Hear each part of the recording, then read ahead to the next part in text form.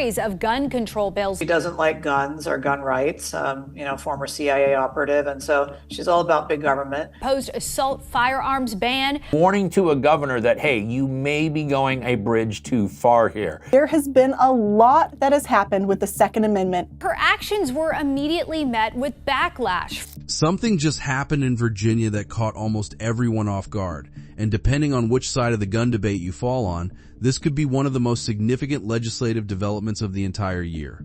The state legislature essentially looked at the governor's rewritten versions of two major firearms bills, including the headline-grabbing assault weapons ban, and said no. They rejected her amendments. They sent the original versions back. And the implications of that single move are enormous, not just for Virginia gun owners, but potentially for how these political battles play out across the country. There are layers to this story that most people are going to miss entirely, so let's break down exactly what happened, why it matters, and what comes next. To understand why this is such a seismic moment, we need to rewind to the beginning of this legislative session. 18 gun control bills landed on Governor Abigail Spanberger's desk. 18. That is a staggering number of firearms-related proposals moving through a single state in a single session. Out of those 18, she signed 9 into law outright. The other 9, she sent back down to the legislature with what are called recommended amendments. Now, in Virginia's system, that's one of the governor's 3 options when a bill arrives. She can sign it, she can veto it, or she can return it with suggested changes. There's technically a 4th option where she simply doesn't sign it and it becomes law anyway, but functionally that's the same as signing. The important thing to understand is that when a governor sends a bill back with amendments, it forces lawmakers to reconvene and make a decision. They get exactly one shot at this. One chance. They can either concur with the governor's changes by simple majority in both chambers, or they can reject the amendments outright. If they concur, the bill goes back to the governor's desk in its new form, and she can either sign it or, in a somewhat ironic twist, veto her own handiwork. She cannot, however, amend it a second time. This is a one-and-done mechanism. And if the legislature rejects her amendments, the original version of the bill, the one the legislature passed in the first place, goes back to her desk without any of her changes baked in. She then has roughly 30 days to decide whether to sign that original version, veto it, or let it become law unsigned. So here's where things get really interesting. On April 22nd, lawmakers reconvened in Richmond to deal with these amended bills. 7 of the 9 cleared on party line votes. The legislature concurred with the governor's recommended changes, and those bills are now on their way to becoming law in their amended form. But 2 bills did not make it through. 2 bills were rejected. And these aren't minor, obscure provisions buried in some regulatory code. These are 2 of the most consequential firearms bills in the entire package. The first is SB 749, Virginia's high-profile assault weapons ban. The second is HB 2299, a bill dealing with firearms in mental health facilities. Both of them got sent back to the governor in their original form, stripped of every single change she tried to make. And when you look at what her amendments actually did, you start to understand why this matters so profoundly. Let's start with the assault weapons ban, because this is the one that's going to generate the most attention and the most confusion. The original version of SB 749 was already a significant piece of gun control legislation.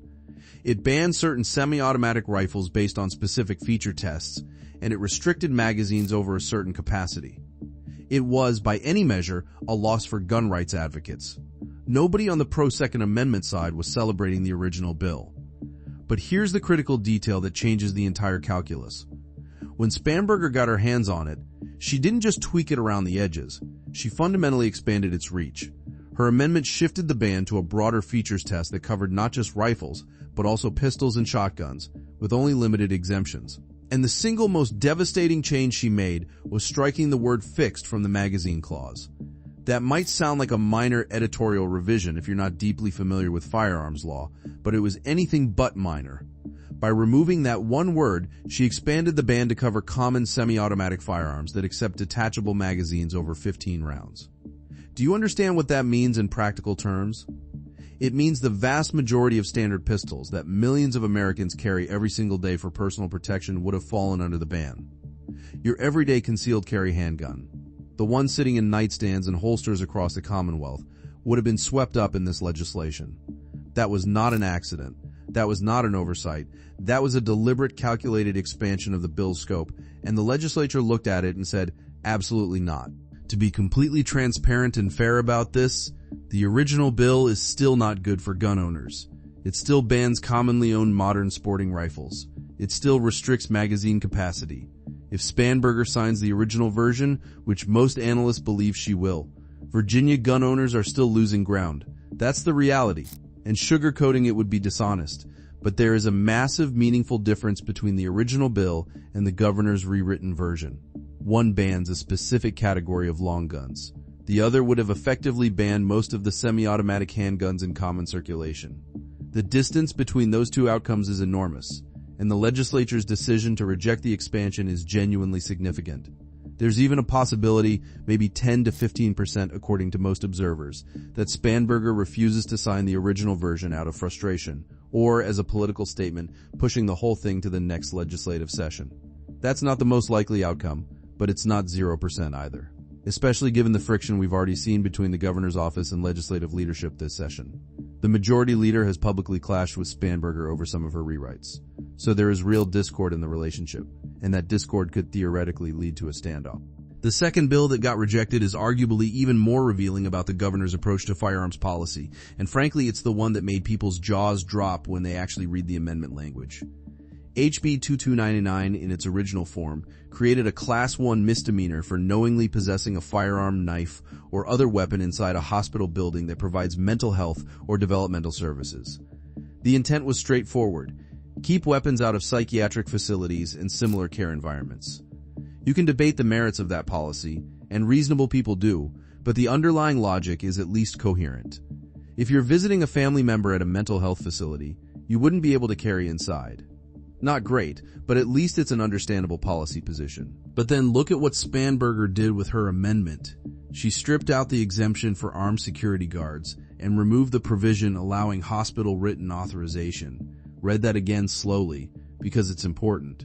Under her rewrite, a hospital that provides mental health services would not be able to have armed security personnel on the premises, even with the hospital's own explicit authorization.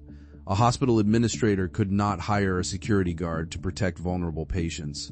A facility owner could not carry in their own building with their own permission. The governor's version would have turned these facilities into places where the only people guaranteed not to have weapons would be the people whose job it is to protect everyone inside. There is no epidemic of armed security guards committing acts of violence in mental health hospitals. That's not a thing. It has never been a documented pattern. If it had been, it would be national news. So the question becomes, what exactly was the policy rationale for stripping out armed protection from some of the most vulnerable populations in the state? The legislature apparently couldn't find one either, because they rejected this amendment decisively. And that brings us to the broader pattern here. Because these two rejections don't exist in a vacuum, they tell a story about the political dynamics in Virginia right now. When a governor's own party controls the legislature, and that legislature still refuses to go along with her amendments, something meaningful is happening beneath the surface.